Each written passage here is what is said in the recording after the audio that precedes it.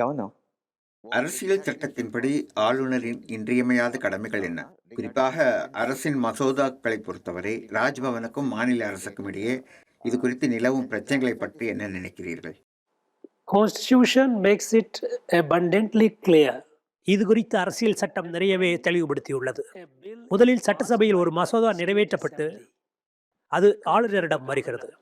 அரசியல் சட்டம் வரையறுத்தல் படி ஆளுநருக்கு பல வழிகள் உள்ளன. அதன்படி அந்த மசோதாவுக்கு உடனடி ஒப்புதல் அளிப்பது, ஒப்புதல் அளிக்கப்பட்டு விட்டாலே அது சட்டமாகிவிடும். அந்த மசோதாவை ஜனாதிபதியின் அங்கீகாரத்திற்கு அனுப்புவது. ஆனால் ஒரு விதிவிலக்கு உள்ளது. நிதி மசோதாவாக இருந்தால் ஆளுநர் அதற்கு ஒப்புதல் தருவதை தவிர வேறு வழியில்லை. அதற்கு அடிப்படையான நியதிகள் உள்ளன. ஆனால் அரசியல் சட்டத்தில் ஒரு வழிமுறை உள்ளது.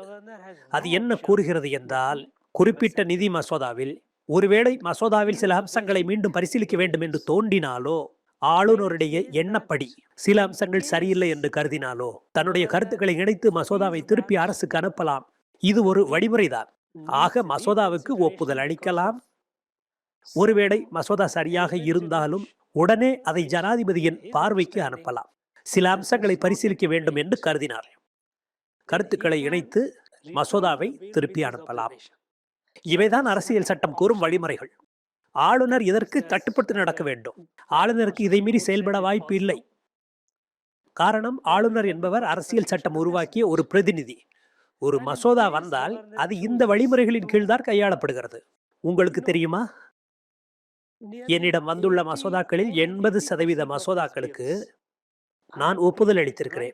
நான் பதவியேற்று 3 மாதங்களில் இந்த மசோதாக்களில் 60% ஒரு வாரத்திற்குள் நான் ஒப்புதல் அளித்திருக்கிறேன். அவற்றில் 13% மசோதாக்களை ஜனாதிபதியின் அங்கீகாரத்திற்கு அனுப்பியுள்ளேன். அவற்றிலும் பெரும்பாலான மசோதாக்கள் மாநில அரசின் பரிந்துரைகள் பற்றியவை. காரணம், ஒரு மசோதாவின் பரிந்துரைகளை ஏற்கனவே நாடாளுமன்றம் சட்டமாக இயற்றி இருந்தால் அல்லது அது குறித்து முடிவு எடுக்க வேண்டிய உரிமை நாடாளுமன்றத்திற்கு மட்டுமே உள்ளதே தவிர மாநில அரசுக்கு இல்லை என்றால் அந்த மசோதா ஜனாதிபதியின் அனுமதியுடன் தான் செய்ய முடியும். அதனால் அரசியல் சட்டத்தின்படி ஜனாதிபதியின் பார்வைக்கு அந்த மசோதாக்கள் அனுப்பப்பட்டன. நான் மறுபரிசீலனைக்காக நிறுத்தி வைத்த அந்த 13% மசோதாக்களில் 40% குறித்து நானே முடிவெடுத்தேன். அது சில வழிமுறைகளை மீறுகிறது. உங்களுக்கு அது குறித்து விளக்க வேண்டும் என்றால் அந்த மசோதாக்கள் என்ன என்பதை உங்களுக்கு கூற வேண்டும். And what are those bills if I explain you? அதில் 10 மசோதாக்கள் பல்கலைக்கழகங்கள் தொடர்பானவை.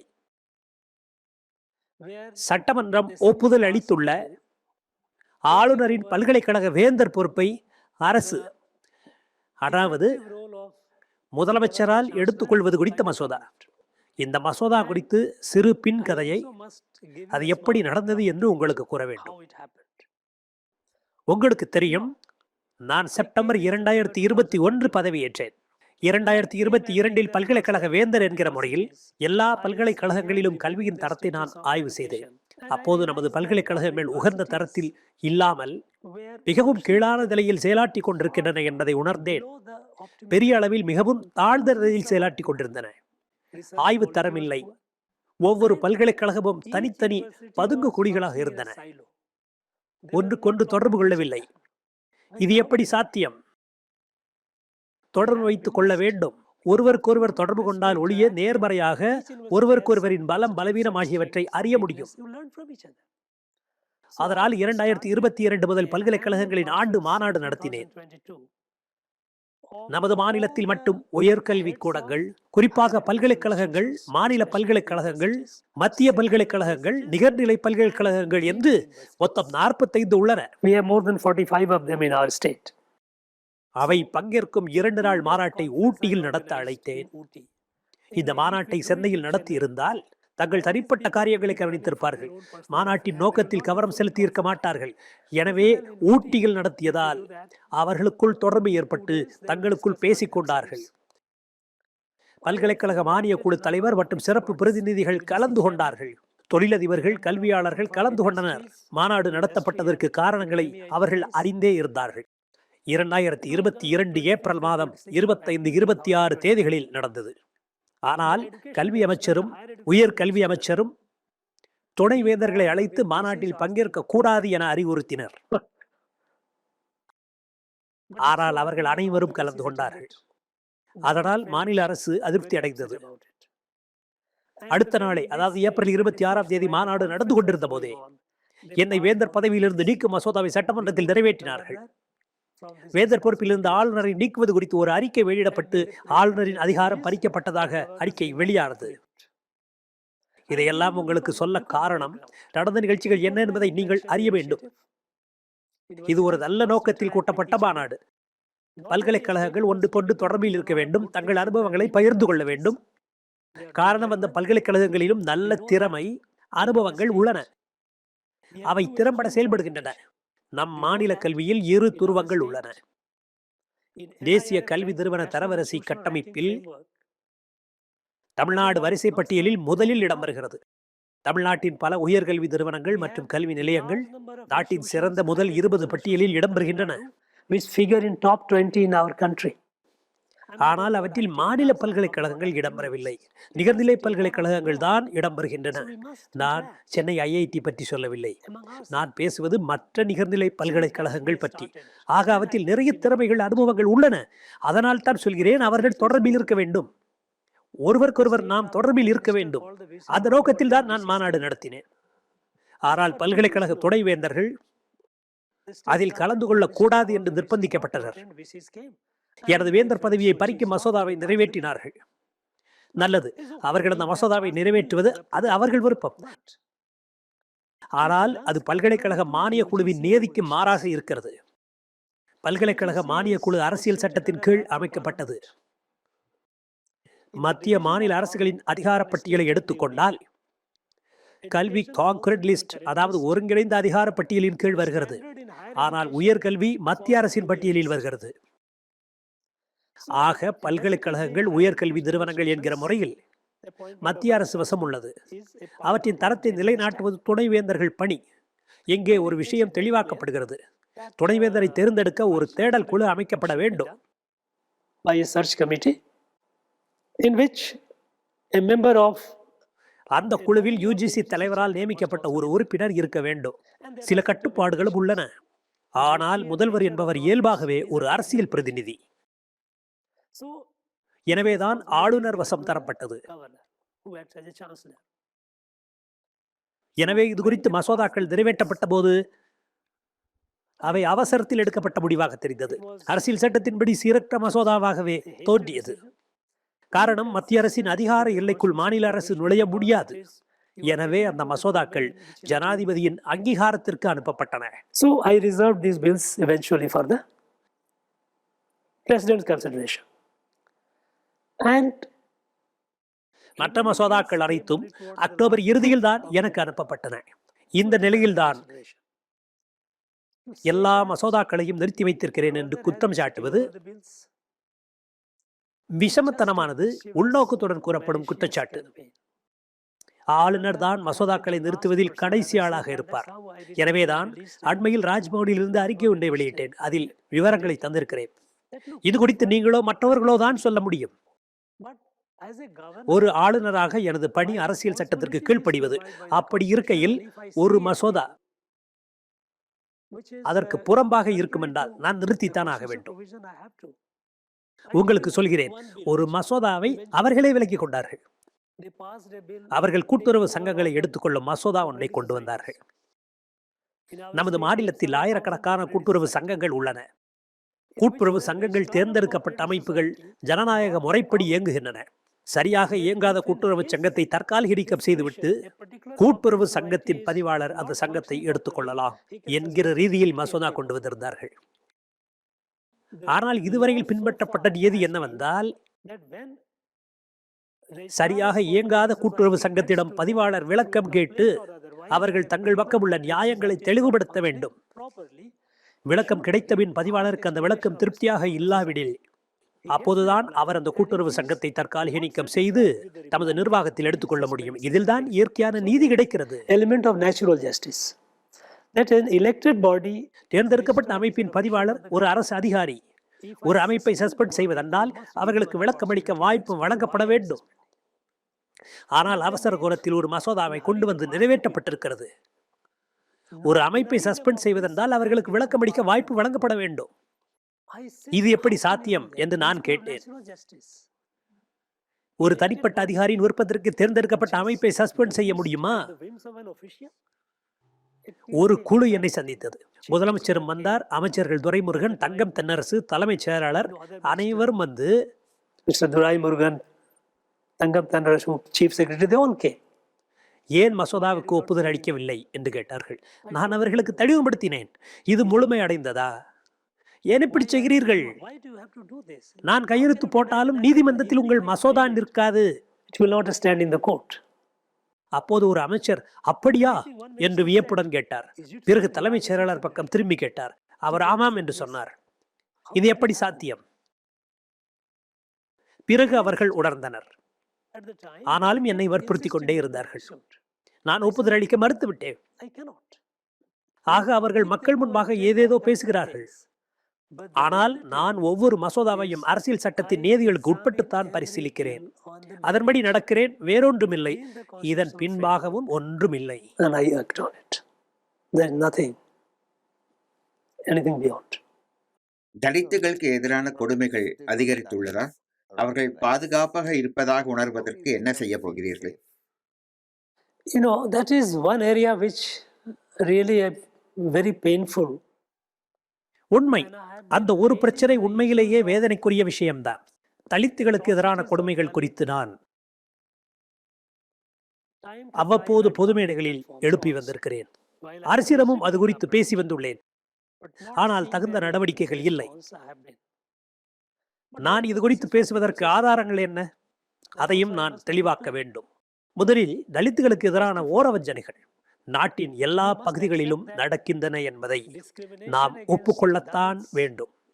மற்ற மாநிலங்களில் குறைவான எண்ணிக்கையில் நிகழ்வுகள் நடக்கின்றன. பக்கத்து மாநிலமான கேரளாவிலும் தலித்துக்கு கொடுமைகள் நடக்கின்றன. It is much less in rest of the country. தற்போது தலித்துகளுக்கு எதிரான கொடுமைகள் பற்றி கேரளாவில் இருந்து செய்திகள் வருவதில்லை.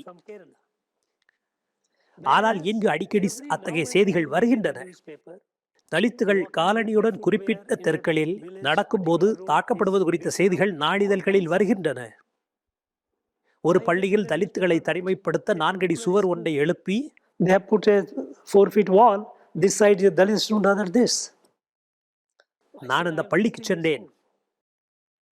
நான் அந்த பள்ளிக்கு போவதாக சொன்னதும் அவசரமாக அந்த சுவர் இடித்து தள்ளப்பட்டது. ஆனால் அங்கே சுவர் எழுப்பப்பட்டது உறுதி. எப்போதும் தலித்துகளுக்கு பிரச்சனைதான்.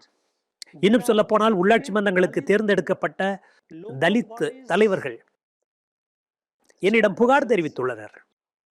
நாங்கள் ஆளுங்கட்சியை சேர்ந்தவர்கள் தான் என்றாலும் எங்களை பதவியேற்க அனுமதிப்பதில்லை. அவர்கள் என்னிடம் புகார் தெரிவித்திருப்பதை அறிந்து அவர்கள் அவசரமாக கண்விழித்து பிரச்சனை பூதாகரமாக போகும் என்று பயந்து இப்போது அவர்களை சிலரை பதவியேற்க அனுமதித்துள்ளனர். உண்மையில் அவர்கள் தேர்ந்தெடுக்கப்பட்ட தலித் பிரதிநிதிகள். சிலரது பிரச்சனைகள் மிகவும் மோசமாகியுள்ளது.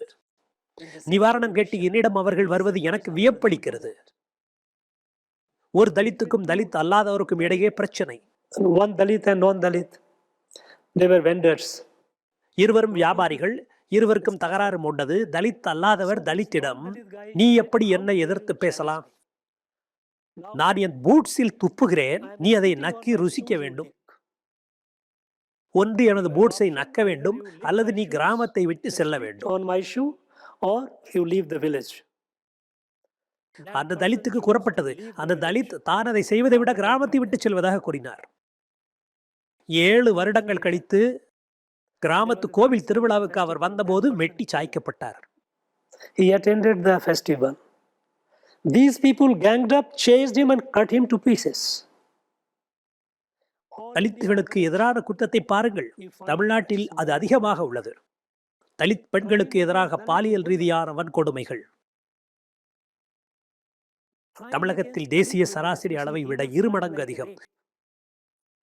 தமிழகத்தில் நிகழும் குற்றங்களை பாருங்கள்.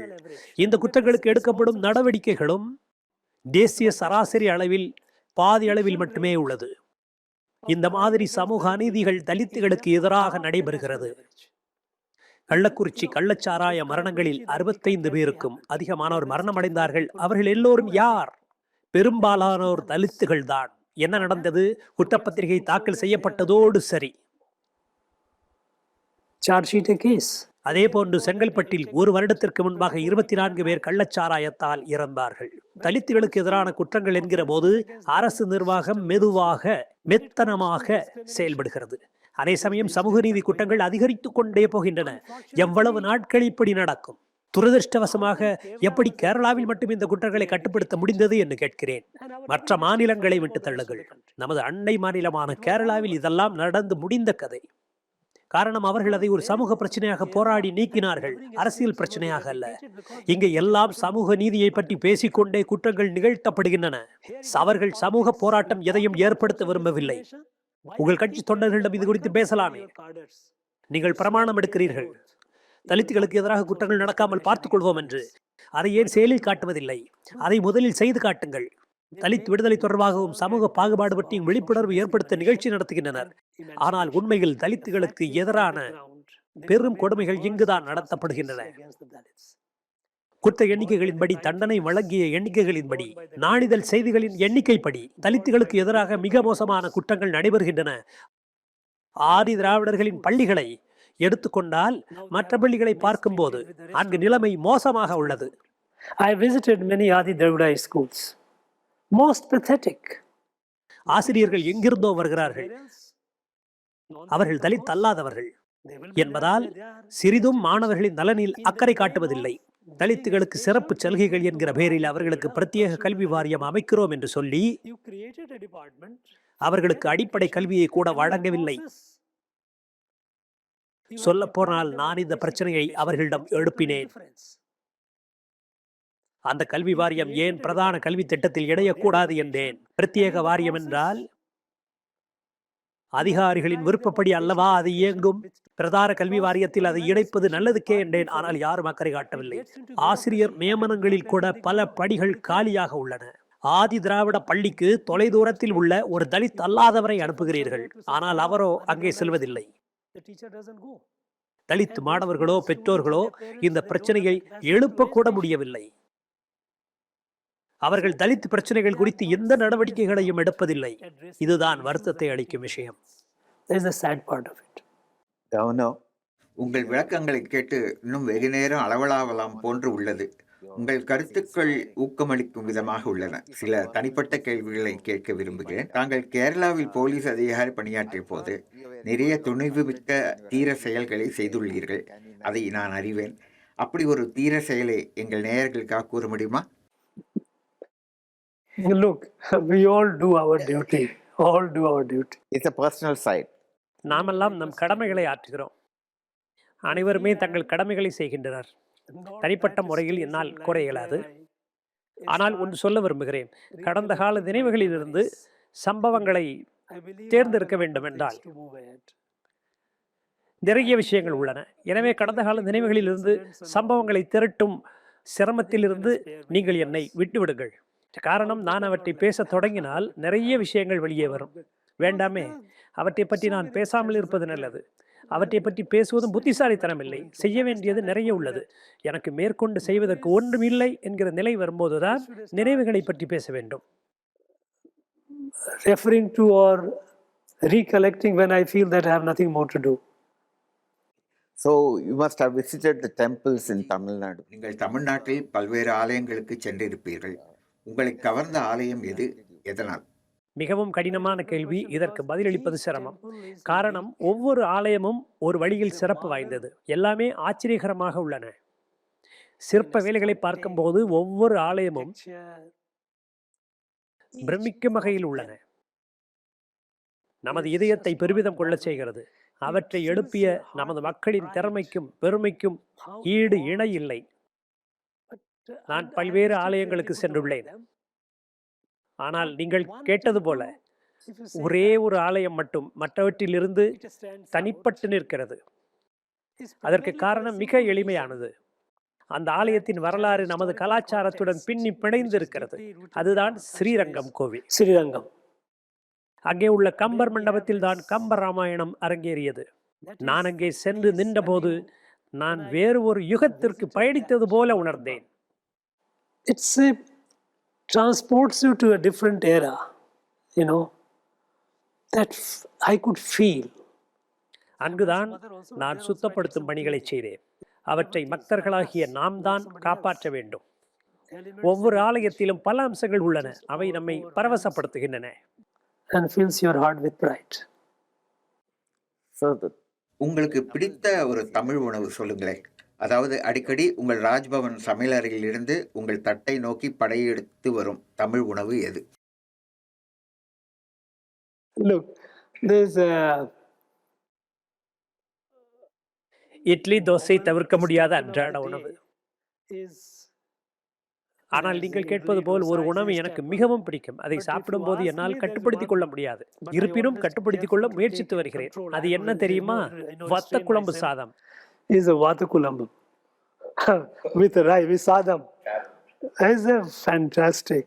வத்த குழம்பு சாதம் எனது பலவீனம். ரவிஜி, வாழ்க்கை ஒரு ஓட்டப்பந்தயம். பதவியும் அதிகாரமும் சிறு ஓட்டப்பந்தயங்கள் வெல்வதற்கு மட்டுமே உதவும். ஆனால் அற்புதமான குணநலன் உடைய மனிதரால் தொடர் ஓட்டத்தை ஓட முடியும்.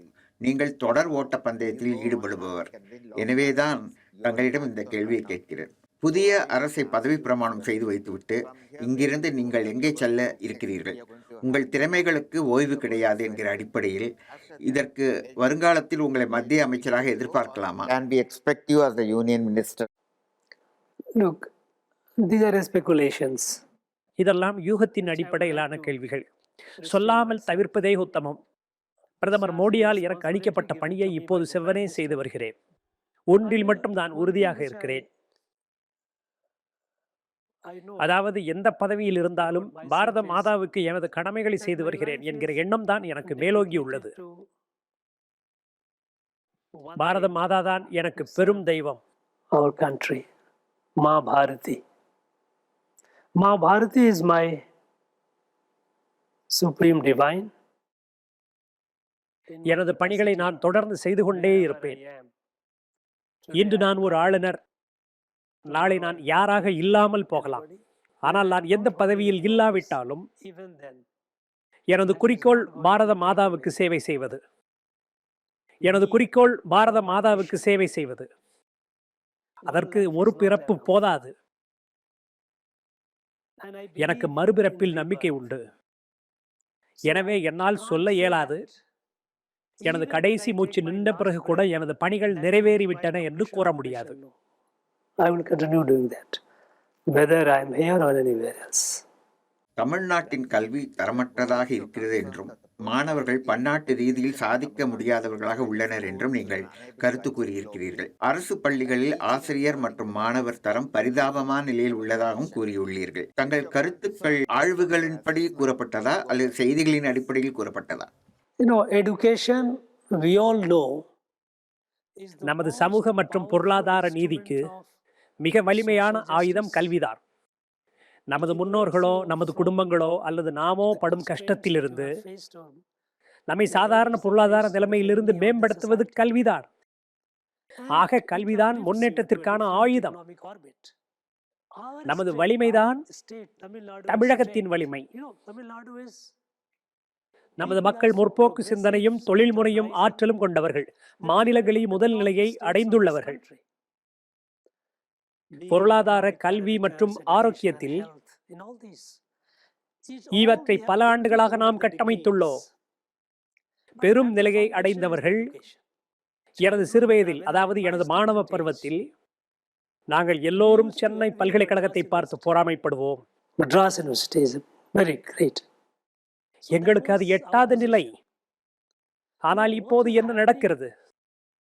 கடந்த சில வருடங்களாக நமது பள்ளிகளில் என்ன நடக்கிறது? நமது அரசு பள்ளிகளில்தான் மாநிலத்தில் 60% பள்ளி மாணவர்கள் பயில்கிறார்கள். 40% மாணவர்கள் தனியார் பள்ளிகளில் படிக்கிறார்கள். அரசு பள்ளிகளில் பயிலும் 60% மாணவர்களில் பெரும்பாலும் எல்லாம் பொருளாதாரத்தை பின்தங்கிய குடும்பத்தைச் சேர்ந்தவர்கள். தனியார் பள்ளியில் கல்வி கட்டணம் அதிகம் என்பதால் அவர்கள் அரசு பள்ளிகளைத்தான் நம்பி உள்ளனர். அரசு பள்ளிகள் பொருளாதார ரீதியாக, சமூக ரீதியாக பின்தங்கிய மக்களுக்கு பயனளிக்கின்றன. அவர்களின் மேம்பாட்டுக்கு ஒரே வழி நல்ல கல்விதான். ஆனால் தற்போதுள்ள அரசு பள்ளிகளின் கல்வி தரத்தை பாருங்கள். இது எனது அனுபவபூர்வமான பார்வை. நான் பல அரசு பள்ளிகளுக்கு சென்றேன். அங்குள்ள மாணவர்களுடன் உரையாடி பார்த்தேன். ஆசிரியர்களுடனும் பேசி பார்த்தேன். விளைவு, நான் மனதினுள் அமைதி இழந்தேன். Completely disturbed at the apathy of the teacher. புள்ளி விவரங்களை பாருங்கள். பிரதம் என்கிற ஒரு NGO ஸ்தாபனம் உள்ளது. அவர்கள் ஆண்டுதோறும் நாடு முழுவதும் உள்ள கல்வியின் தரத்தை மதிப்பீடு செய்கிறார்கள். அதற்கு அசர் அறிக்கை என்று பெயர். பள்ளி குழந்தைகள் வாசிக்கக்கூடிய திறனையோ எண்களையோ படிக்கக்கூடிய அடிப்படை அறிவையோ பெற்றுள்ளார்களா என அறிக்கையில் கூறப்பட்டுள்ளது.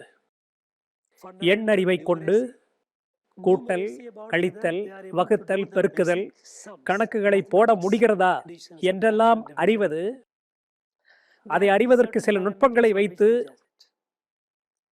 அதன்படி தங்கள் மதிப்பீட்டை செய்தனர். அசர் அறிக்கையின்படி ஆண்டுக்கு ஆண்டு அரசு பள்ளிகளில் தரம் தாழ்ந்து கொண்டே வருகிறது. அப்பள்ளிகளில் 50% மாணவர்களால் 2ஆம் வகுப்பு பாடப்புத்தகத்தை கூட வாசிக்க முடியாது. உயர்நிலை பள்ளியில் படிக்கும் மாணவர்களில் 50% பேர் சாதாரண கூட்டல், கழித்தல் கணக்குகளை கூட போட இயலாது. எல்லாவற்றையும் விட அதிர்ச்சி அளிக்கக்கூடியது என்னவென்றால் 50% மேல் உள்ள மாணவர்களால் 2 டிஜிட் நம்பர், அதாவது 11 முதல் 99 வரையில் உள்ள எண்களை அடையாளம் சொல்ல இயலாது. இது பீதி அளிக்கிறது. வருடா வருடம் வெளிவரும் அறிக்கையின்படி நமது மாணவர்களின் தரம் உத்தரப்பிரதேசம், பீகாரை விட தாழ்ந்த நிலையில் உள்ளது. Much lower than standards in UP, Bihar. இது நமக்கு அதிர்ச்சியைத்தான் ஏற்படுத்துகிறது. இவ்வளவு வருடங்களாக நாம் இந்த மாநிலங்களை விட முன்னோடியாக இருந்தோம். ஆனால் இன்று நமது பெரும்பான்மையான மாணவர்களுக்கு கிடைக்கும் கல்வி அந்த மாநிலங்களில் அளிக்கப்படும் கல்வியை காட்டிலும் தாழ்ந்த நிலையில் உள்ளது. இது நமக்கு கவலையை அளிப்பதாக இருக்கிறது. இதற்கு இன்னொரு அம்சம் கூட உள்ளது. அதிகாரம், பொருளாதாரம் மற்றும் சமூக நீதிக்கு வலுவான ஆயுதமாக விளங்குவது கல்வி. Economic and social justice.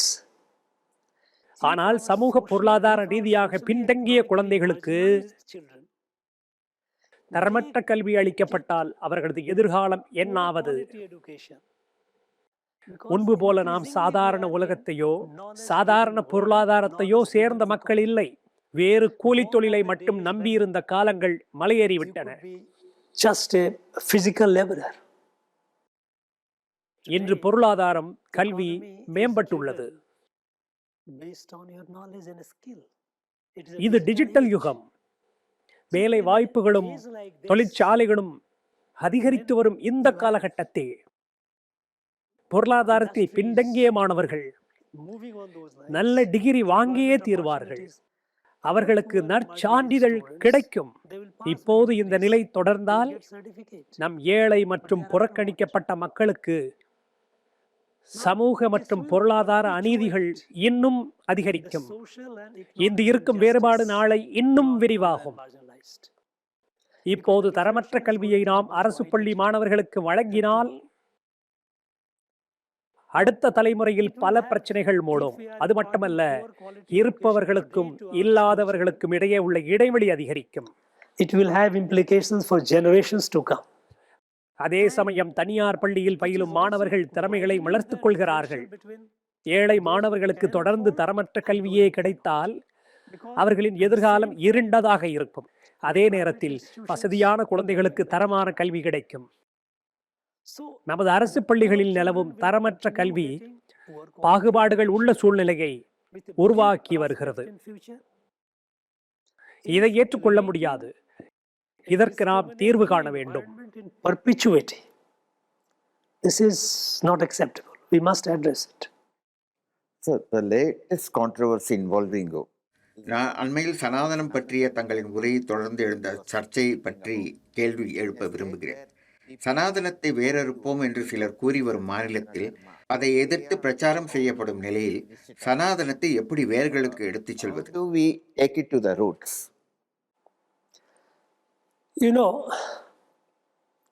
உங்களுக்கு தெரியும், people நம் in மாநில our மக்கள் state ஆழமான சனாதான சிந்தனைகளில் firmly திளைத்தவர்கள் convinced என்று they are நான் deeply உறுதியாக நம்புகிறேன்.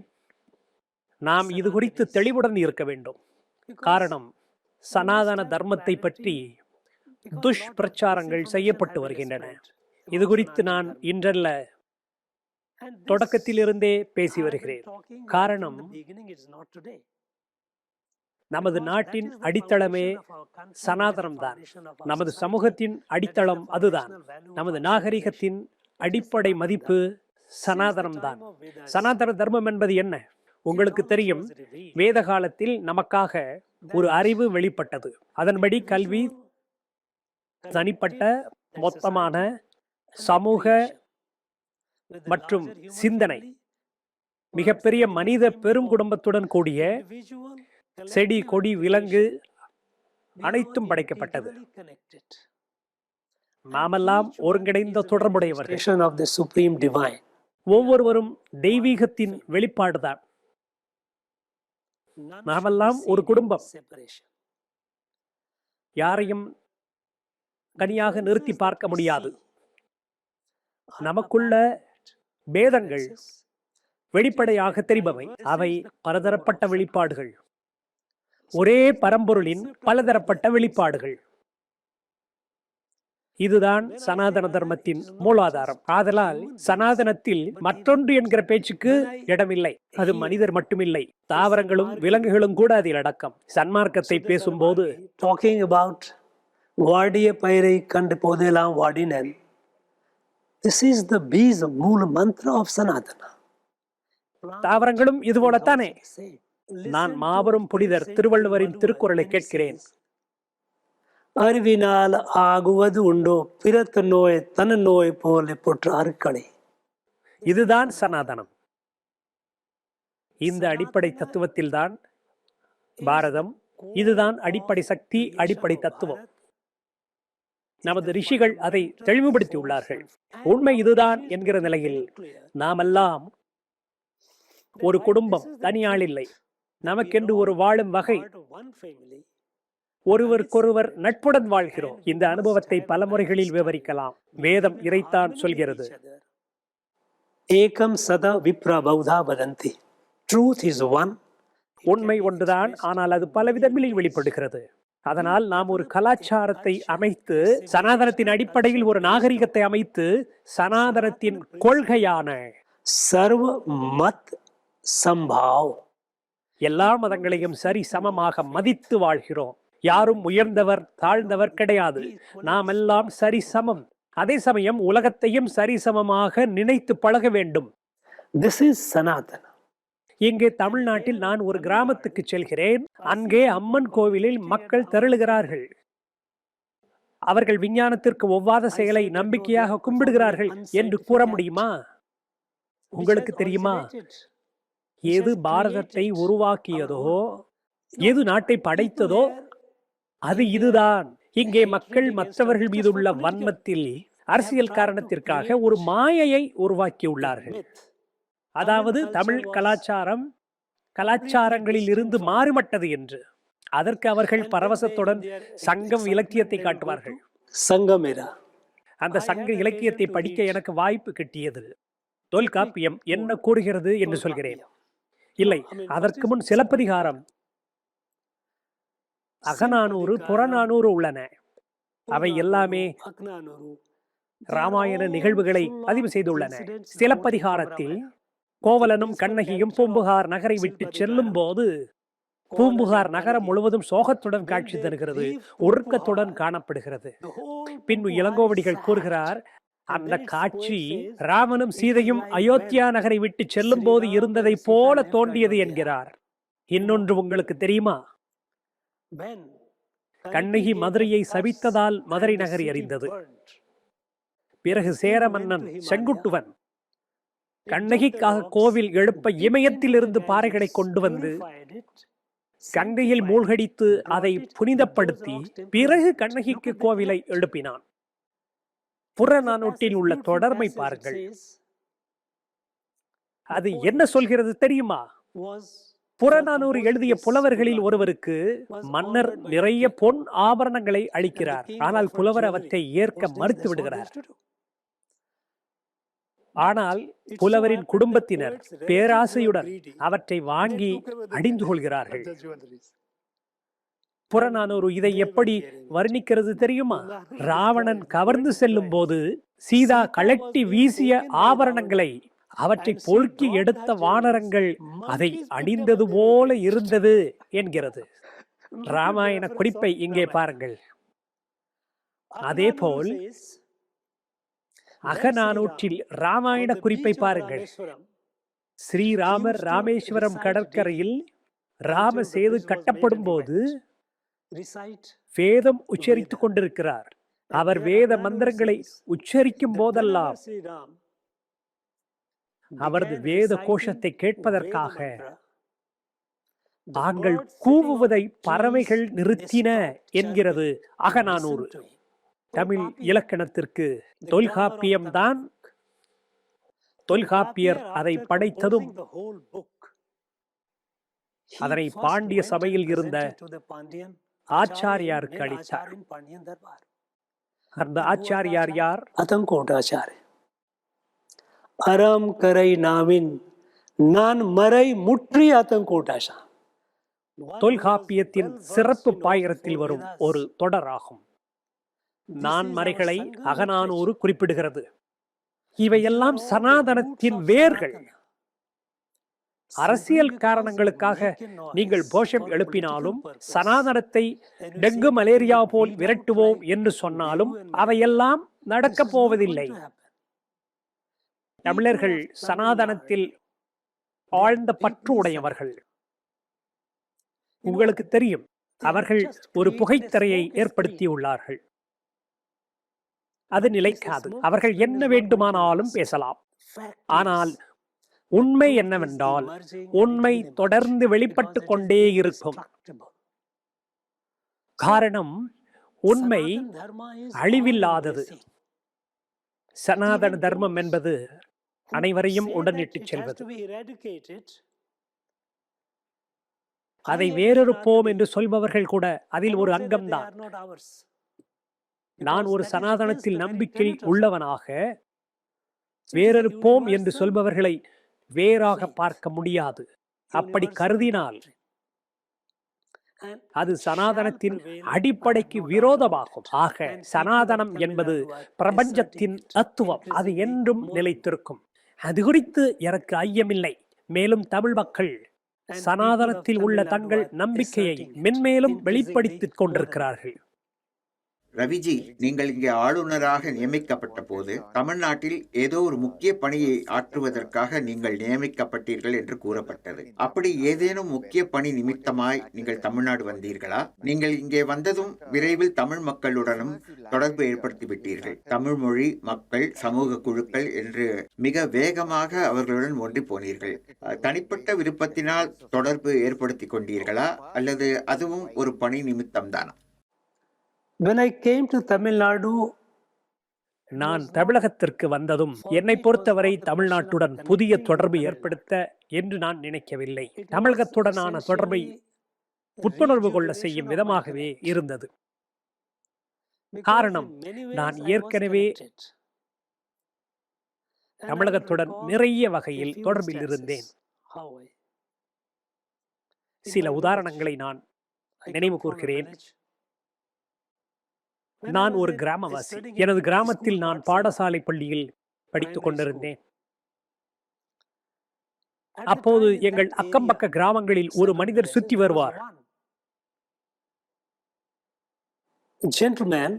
வயதானவர், நாட்டு வைத்தியர்.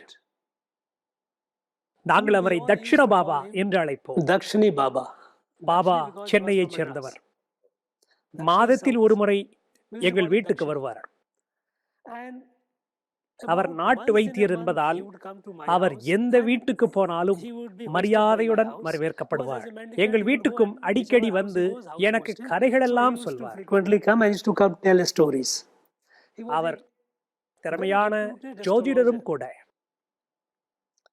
தட்சிண பாபா கூறும் கதைகள் எனக்கு ஆர்வத்தை தூண்டும். ஆக சென்னையுடன் அப்போதே எனக்கு தொடர்பு உண்டு.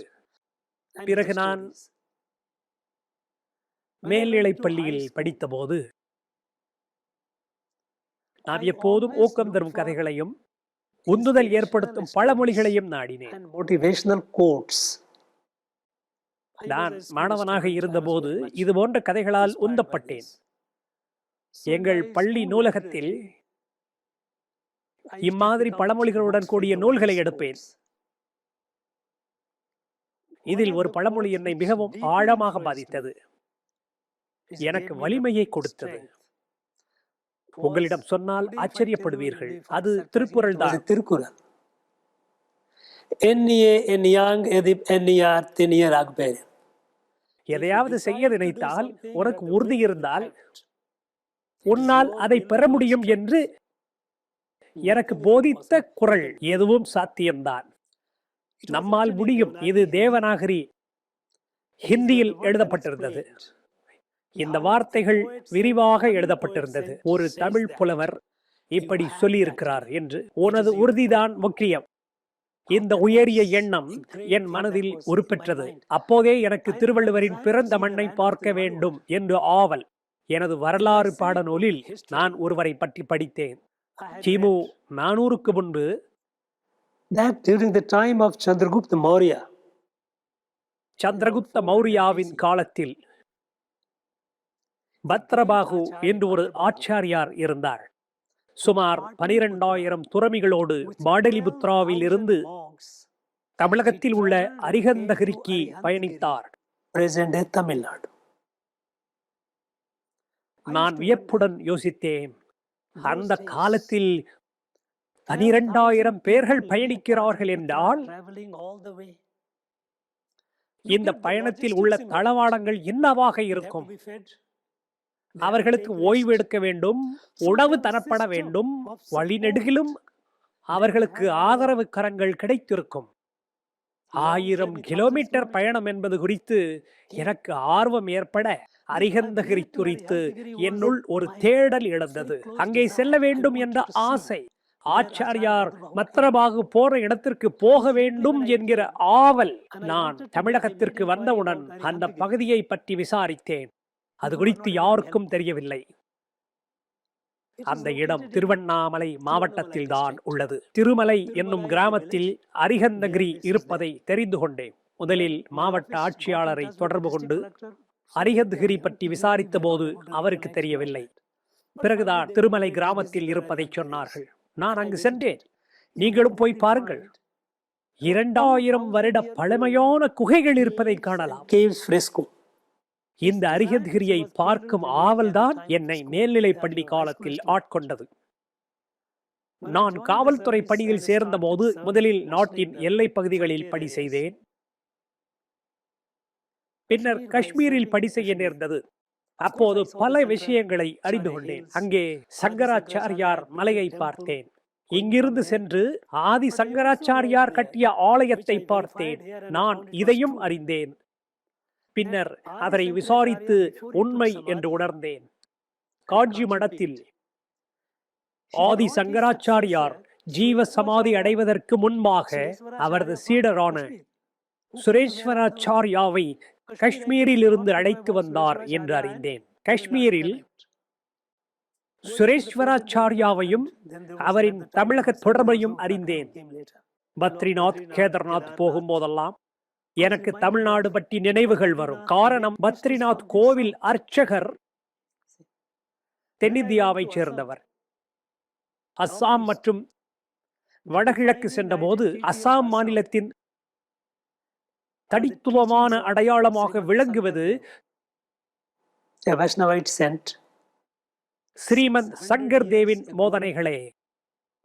600 வருடங்களுக்கு முன்பு வாழ்ந்த ஒரு வைணவ ஆச்சாரியார் அசாம் மாநிலம் காமரூப்பிலிருந்து தமிழ்நாட்டுக்கு வந்தார். ராமேஸ்வரத்தில் பயின்றார். காஞ்சி பீடத்தில் கல்வி கற்று பிறகு காசி சென்று அங்கும் படித்தார். பிறகு அசாம் திரும்பி வந்தார். ஏறக்குறைய 14 வருடங்கள் பயணம். அவர் காமரூப்பிற்கு சென்றடைந்த பிறகு, அதாவது தற்போது கவுஹாத்தி என்று அழைக்கப்படும் பகுதி, அவர் எழுதிய முதல் பாடல் தன்ய தன்ய பாரத பூமி. வைணவ மையங்களை உருவாக்கினார். அவற்றிற்கு சத்ராஸ் என்று பெயர். Monasteries they called satras. தமிழகத்தில் இருந்த பக்தி கலாச்சாரத்தால் அவர் மிகவும் ஈர்க்கப்பட்டார்.